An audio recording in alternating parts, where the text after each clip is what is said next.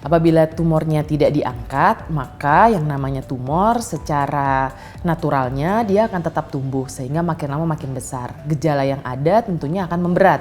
Apabila saat itu ditemukan gejala yang berat adalah gangguan lapang pandang, bukan tidak mungkin akan berlanjut hingga tidak bisa melihat satu sisi atau kebutaan.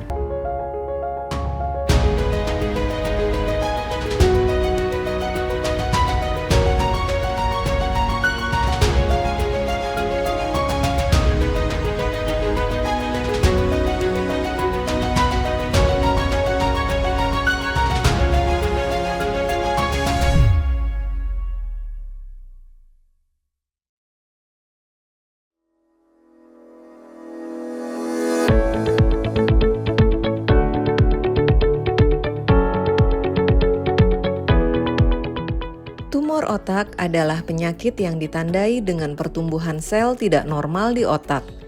Salah satu tumor otak yang cukup sering ditemui adalah tumor pituitari atau sering disebut juga dengan tumor hipofisis. Pituitari merupakan kelenjar yang berfungsi memproduksi hormon. Letak kelenjar ini berada di dasar otak manusia. Seringkali tumor pituitari tidak menimbulkan gejala yang jelas. Namun ketika masa tumor tumbuh membesar dan mendesak, gejalanya baru terlihat. Misalnya saja sakit kepala, penglihatan terganggu, hingga gangguan hormon. Di Rumah Sakit Pusat Otak Nasional, penanganan tumor pituitari dilakukan oleh tim dokter yang terdiri dari spesialis penyakit dalam, dokter syaraf, dokter THT, dan dokter bedah syaraf. Untuk mengetahui lebih lengkap tentang tumor ini, termasuk penyebab, gejala, hingga pengobatannya, simak penjelasan tim dokter dari Rumah Sakit PON berikut ini.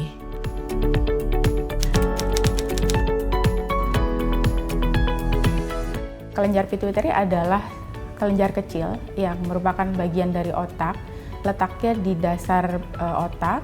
Meskipun kecil, fungsinya sangat penting, jadi kita sebutnya itu dia pea-sized gland, tapi dia juga kita namakan juga master gland karena meskipun kecil, dia meregulasi semua hormonal yang ada dalam tubuh kita. Jadi ibaratnya kita bilang si kelenjar pituitary ini adalah kecil-kecil cabai rawit. Ada beberapa hormon yang dikeluarkan oleh kelenjar pituitari. Yang pertama adalah hormon pertumbuhan, di mana hormon ini akan mengatur laju pertumbuhan tubuh kita, perkembangan organ tubuh, sel-sel, dan sebagainya. Kemudian yang kedua, hormon prolaktin, hormon yang fungsinya untuk mengeluarkan atau merangsang air susu dari kelenjar air susu di payudara. Kemudian yang ketiga adalah hormon kortisol. Hormon kortisol itu meregulasi hampir seluruh kegiatan yang ada di tubuh kita. Metabolisme protein, lemak, karbohidrat, kemudian mengatur tekanan darah, mengatur siklus tidur dan bangun tubuh kita. Kemudian ada juga hormon tiroid. Hormon tiroid itu juga mengatur bagaimana kerja jantung, sehingga sangat penting juga untuk tubuh kita. Dan juga hormon reproduksi yang diproduksi oleh kelenjar hipofisis atau pituitary ini.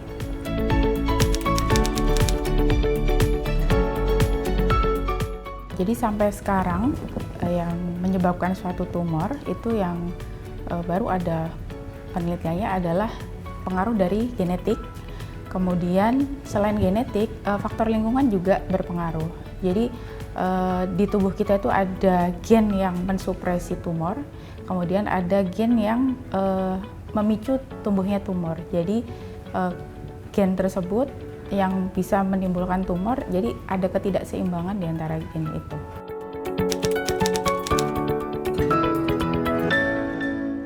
Kira-kira 10% dari populasi yang ada di kita, dan memang gejalanya itu bisa macam-macam.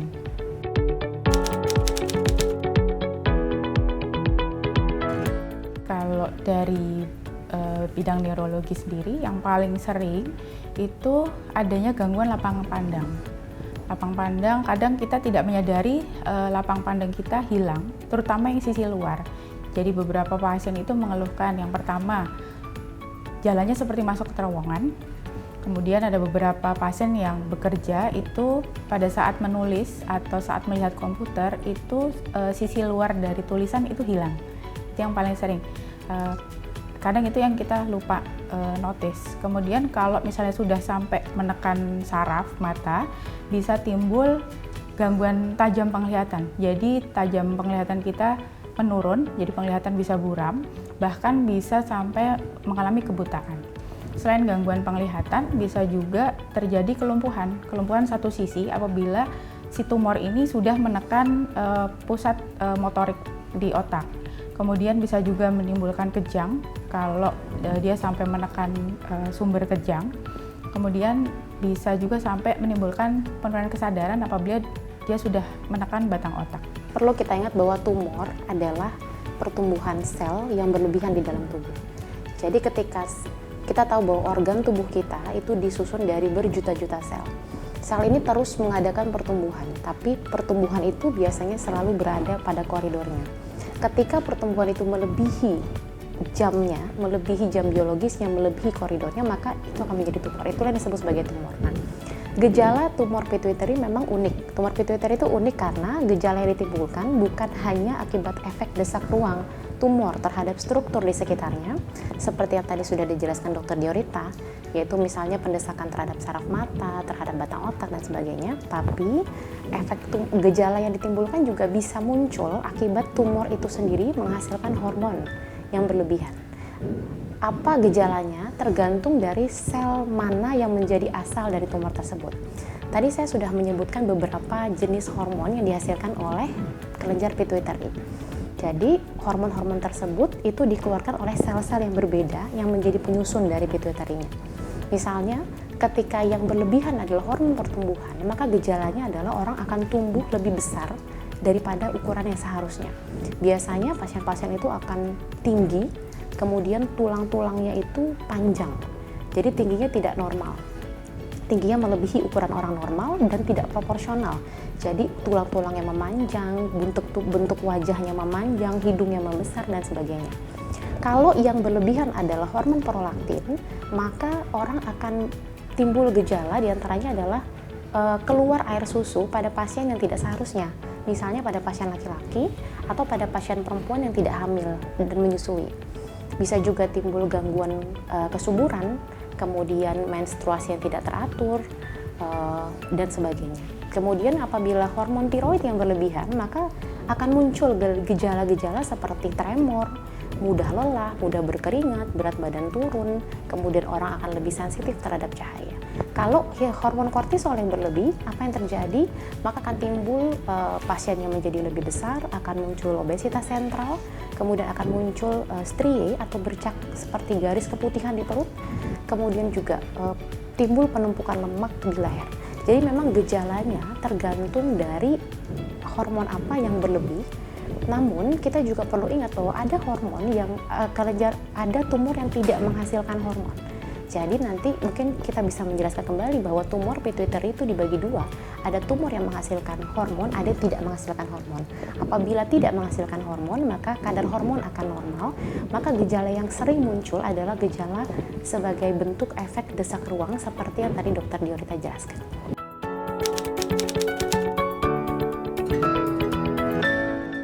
Jadi untuk tumor pituitari sendiri ini adalah tumor yang unik. Kita membutuhkan berbagai disiplin ilmu. Jadi di sini kami bekerja dari dokter saraf, dokter bedah saraf, dokter penyakit dalam, dan dokter THT. Jadi kami bekerja sama untuk men-screening awal dari pasien ini. Yang paling awal, karena yang gejala muncul yang paling sering itu adalah gangguan penglihatan. Jadi yang wajib kita periksa adalah penglihatan. Jadi diperiksa satu tajam penglihatan, kemudian pangkal saraf mata, kemudian lapang pandangnya diperiksa. Kemudian setelah itu dilakukan pemeriksaan MRI atau CT scan boleh. Kalau misalnya belum punya fasilitas MRI, pasien akan kita CT scan dulu. Kemudian yang tidak kalah penting itu adalah pemeriksaan hormonal seperti yang sudah dijelaskan oleh Dr. Fazria tadi. Kadang pasien belum ada keluhan saraf, belum ada gangguan penglihatan, tapi misalnya dia mengalami gangguan haid, itu perlu kita periksakan hormonalnya. Untuk hormonal yang kita periksakan adalah utamanya hormon-hormon yang utama dihasilkan oleh kelenjar pituitari, Yang pertama kita periksakan biasanya adalah ada 4 panel, yaitu hormon tiroid, ada FT4 dan TSH atau T3, kemudian hormon kortisol, hormon prolaktin. Kemudian kalau gejala yang tampak misalnya adalah seperti orang yang tumbuh besar yang tadi saya sebutkan, tumbuh besar yang tulang-tulangnya panjang, kita menyebutnya sebagai akromegali atau gigantisme, maka biasanya kita periksakan juga itu hormon pertumbuhannya. Kalau untuk hormon biasanya untuk yang umum dulu yang kita periksakan adalah 4 panel yang saya sebutkan tadi.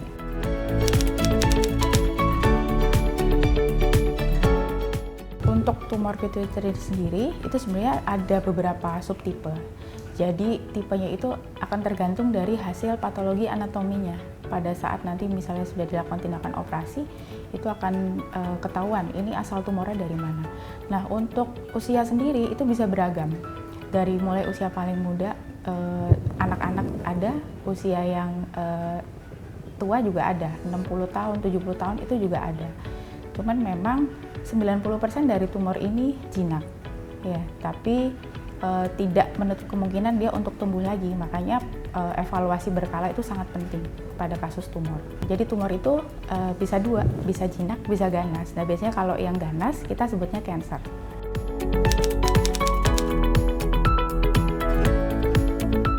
Jadi untuk pilihan terapinya, apabila sudah menimbulkan proses desak ruang, itu pilihannya bisa dilakukan tindakan operasi. Kemudian apabila tidak ada proses desak ruang tapi timbul gejala hormonal, itu juga bisa dilakukan terapi hormonal. Untuk bedah sendiri itu ada operasi besar, kemudian ada operasi mikro, mungkin nanti akan dijelaskan oleh dokter bedah saraf ya. Kemudian setelah bedah itu nanti akan dilakukan pemeriksaan patologi anatomi. Dari pemeriksaan itu kita akan mengetahui kecepatan pertumbuhan sel ini bagaimana. Apabila selnya ini cenderung agresif, akan kita pertimbangkan untuk dilanjutkan dengan radioterapi. Kemudian apabila jenis tumornya yang membutuhkan kemoterapi, itu juga bisa dilanjut dengan kemoterapi. Jadi semua tergantung dari hasil patologi yang ada. Kemudian dari gangguan hormonal yang ada. Untuk hormonal mungkin Dr. Fazria yang akan melanjutkan. Terapi terhadap gangguan hormonal ya. Jadi kita berikan pada pasien-pasien yang mengalami gangguan hormonal. Ada jenis tumor yang pilihan terapi pertamanya adalah obat-obatan dulu. Yang kita kenal yang paling banyak adalah prolaktinoma namanya. Prolaktinoma adalah tumor pituitari yang menghasilkan hormon prolaktin. Tadi sempat saya singgung di awal bahwa prolaktin adalah hormon yang menghasilkan kelenjar air susu. Jadi gejalanya memang khas sekali, laki-laki dengan gangguan kesuburan atau perempuan dengan gangguan kesuburan, gangguan ereksi, kemudian kadang-kadang pada perempuan disertai dengan menstruasi yang terlambat, kemudian payudara pada laki-laki bisa membesar dan menghasilkan air susu. Nah, terapinya adalah kita berikan obat yang tujuannya adalah menekan produksi hormon prolaktin tersebut. Diharapkan begitu hormonnya menurun, maka ukuran tumornya pun akan mengecil.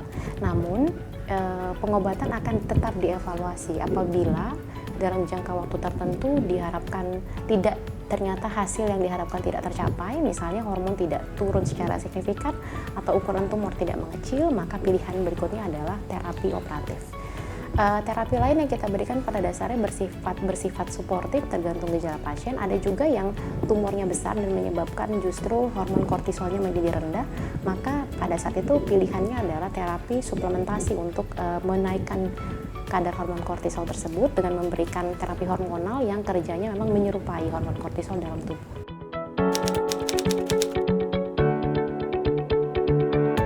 Memang gejala kelainan pada tumor atau gejala kelainan pada kelenjar pituitari itu tidak umum.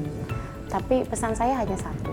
Ketika kita menemukan ada yang tidak biasa pada diri kita, muncul tanda atau gejala yang tidak biasa terjadi pada diri kita, maka sebaiknya segera periksakan ke dokter karena hal itu bisa berasal dari bagian manapun dari tubuh kita. Kita tidak hanya bicara mengenai tumor pituitari, namun juga kelainan lain yang mungkin menimbulkan gejala tertentu pada tubuh kita. Jadi pesan saya, jangan takut untuk berobat ke rumah sakit atau ke dokter, lebih cepat lebih baik, karena kalau sudah terlambat maka mungkin pilihan terapinya menjadi lebih sedikit. Pengobatan tumor pituitari dilakukan berdasarkan perkembangan tumor, gejala, serta sifat tumor apakah jinak atau ganas. Penanganan tumor pituitari bisa dilakukan dengan pemberian obat-obatan hingga operasi, yang saat ini juga dilakukan dengan bedah minimal invasif.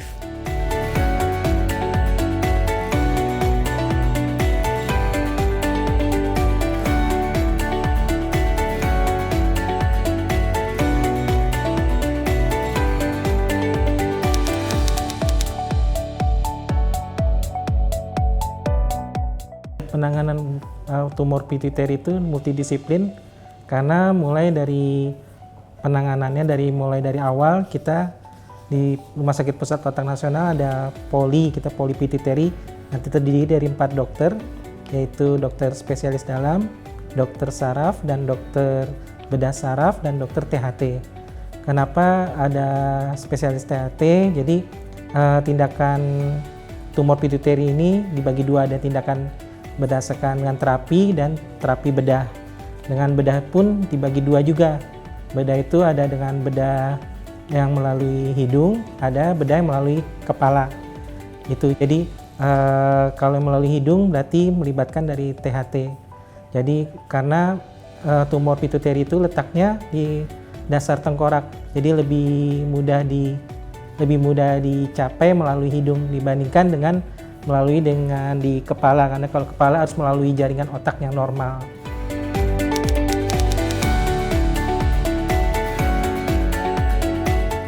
Jadi sebelum lakukan pasien untuk operasi, biasanya kita periksa dulu di poli THT. Jadi kita periksa apakah pasien tersebut ada rinitis alergi, jadi dia ada keluhan kayak hidung tersumbat, beringus, suka bersin-bersin, atau mungkin juga apakah pasien tersebut ada penyakit polip atau sinusitis. Jadi kalau ada sesuatu di penyakit di THT-nya, kita obatin terlebih dahulu sebelum untuk melakukan tindakan operasi.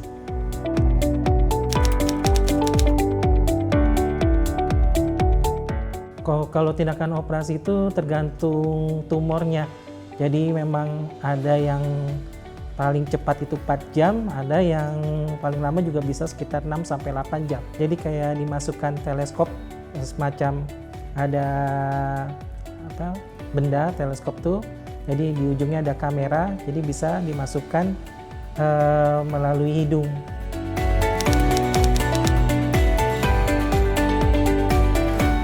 Jadi pemantauan operasi setelah operasi, biasanya kita kasih tahu ke pasien tersebut bahwa nanti sesudah operasi pasien akan dipasang tampon di hidung, jadi akan dipasang di kedua hidung. Jadi mungkin setelah dia sadar dia akan merasa tidak nyaman karena nafasnya hanya melalui mulut.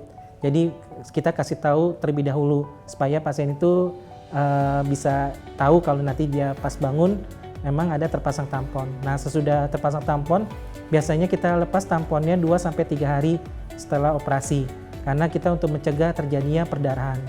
Namun perlu diingat bahwa risiko perdarahan itu sangat sedikit sekali dari operasi dari tumor pituitari ini.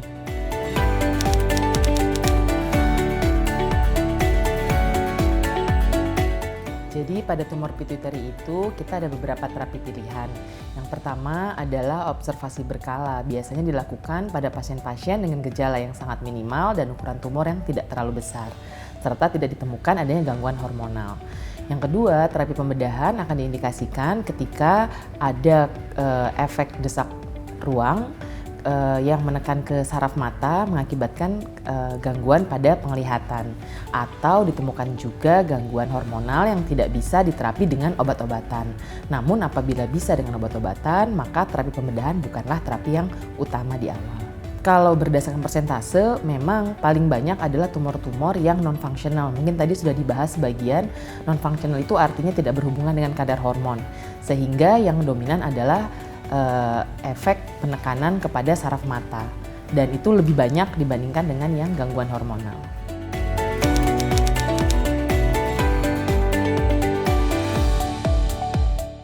Apabila tumornya tidak diangkat, maka yang namanya tumor secara naturalnya dia akan tetap tumbuh sehingga makin lama makin besar. Gejala yang ada tentunya akan memberat. Apabila saat itu ditemukan gejala yang berat adalah gangguan lapang pandang, bukan tidak mungkin akan berlanjut hingga tidak bisa melihat satu sisi atau kebutaan.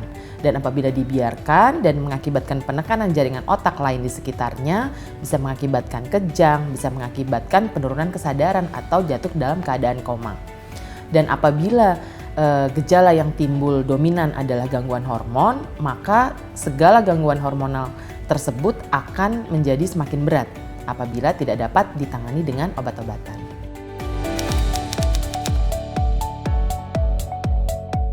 Secara garis besar, tindakan pembedahan itu kita bagi dua.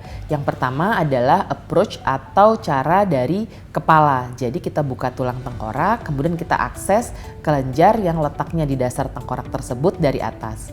Memang kita akan menemukan dahulu jaringan otak normal sebelum kita bertemu dengan tumornya, dan kita akan melakukan pemisahan dengan hati-hati. Biasanya kita lakukan tindakan ini dengan menggunakan alat bantu yang disebut mikroskop.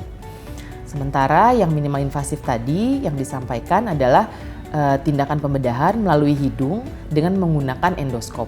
Endoskop itu adalah suatu alat bantu visual kira-kira ukurannya sebesar ballpoint yang akan dimasukkan ke dalam rongga hidung baik kiri maupun kanan untuk membantu kita memvisualisasi apa yang ada di dalam hidung. Apabila kita lanjut ke arah atas, maka di dasar tulang tengkorak itu kita akan temukan langsung tempat di mana kelenjar pituitari berada. Sehingga apabila kita melakukan tindakan operasi secara endoskopik dari hidung, maka kita akan langsung menemukan tumor tersebut tanpa harus bertemu dengan jaringan otak normal.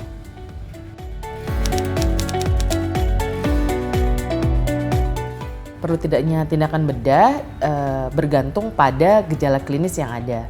Yang pertama adalah pemeriksaan lapang pandang. Apakah sudah ada gangguan pada penglihatan. Kemudian pemeriksaan kadar hormonal. Kemudian pemeriksaan MRI tentunya. MRI ini sangat dibutuhkan karena kita perlu tahu bagaimana bentuk dan struktur sekitarnya terhadap tumor tersebut. Karena pada tindakan operasi amat sangat penting bagaimana caranya mengambil tumor sebanyak-banyaknya, namun kita tetap harus mempreservasi atau menjaga keutuhan jaringan otak yang lainnya. Dan kita juga sering menggunakan yang namanya neuronavigasi, yaitu alat yang digunakan untuk menentukan secara tepat di mana tumor tersebut berada. Kita gunakan itu seperti Google Map. Jadi kita gunakan tongkat sebesar bolpen dan kita akan tahu tepatnya di mana lokasi kita saat kita melakukan tindakan operasi. Sebagian besar sih baik hasilnya karena kita memang pada prinsipnya itu tadi berusaha mengambil tumor semaksimal mungkin, namun apabila ada kemungkinan gangguan atau mengakibatkan komplikasi, maka kita akan berhenti dan tidak akan melanjutkan operasi. Sebagian besar sih umumnya baik. Di Indonesia sebenarnya kita sebagai bedah saraf sering menemukan tumor-tumor dengan ukuran yang amat sangat besar.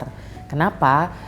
Berdasarkan asumsi saya berpikir karena keberagaman dari gejala yang mungkin timbul sehingga kelainan pada pituitari ini kadang-kadang baru terdiagnosis lambat ketika sudah masuk ke dalam fase gangguan yang sangat sulit untuk dikembalikan. Oleh karena itu Oktober sebagai Pituitary Awareness Month diharapkan dapat membantu masyarakat untuk mengenal lebih baik tentang kelenjar pituitari sehingga apabila terdapat gangguan pada pituitarinya kita dapat mendeteksinya sejak dini dan diharapkan hasilnya akan jauh lebih baik tanpa mengakibatkan kecacatan yang permanen.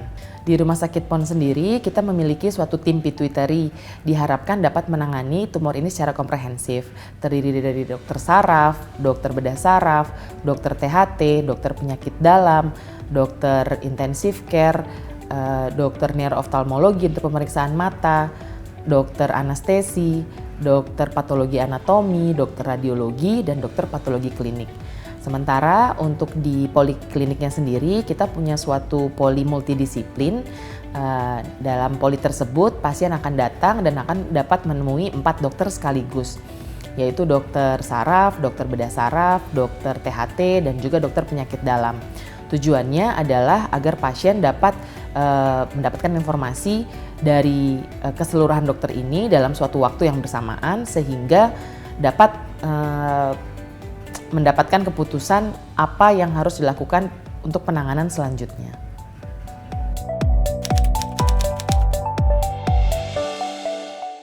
Jadi dalam rangka bulan Oktober ini sebagai bulan Pituitary Awareness Month, saya harapkan kita dapat mengedukasi masyarakat mengenai kelenjar pituitari, kemudian gangguan-gangguan yang mungkin timbul apabila terdapat tumor pada kelenjar pituitarinya. Sehingga dengan keberagaman gejala yang mungkin timbul, masyarakat dapat menyadari dan dapat secepatnya menghubungi fasilitas kesehatan apabila mendapati gejala-gejala tersebut.